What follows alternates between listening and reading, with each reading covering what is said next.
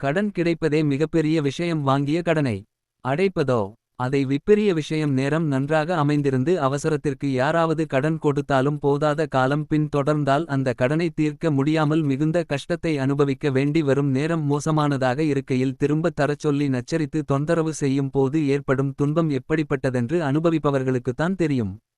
இப்படிப்பட்ட கடுமையான சூழ்நிலையில் நம்மை அந்த தேவாதி தேவனின் மைந்தனான விநாயகனைத் தவிர யார் காப்பாற்றுவார்கள்.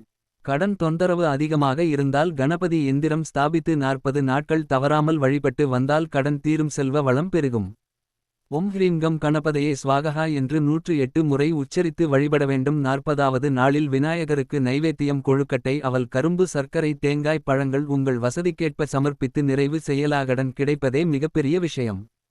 வாங்கிய கடனை அடைப்பதோ அதைவி பெரிய விஷயம். நேரம் நன்றாக அமைந்திருந்து அவசரத்திற்கு யாராவது கடன் கொடுத்தாலும் போதாத காலம் பின் தொடர்ந்தால் அந்த கடனை தீர்க்க முடியாமல் மிகுந்த கஷ்டத்தை அனுபவிக்க வேண்டி வரும். நேரம் மோசமானதாக இருக்கையில் திரும்பத் தரச் சொல்லி நச்சரித்து தொந்தரவு செய்யும் போது ஏற்படும் துன்பம் எப்படிப்பட்டதென்று அனுபவிப்பவர்களுக்குத்தான் தெரியும். இப்படிப்பட்ட கடுமையான சூழ்நிலையில் நம்மை அந்த தேவாதி தேவனின் மைந்தனான விநாயகனைத் தவிர யார் காப்பாற்றுவார்கள்.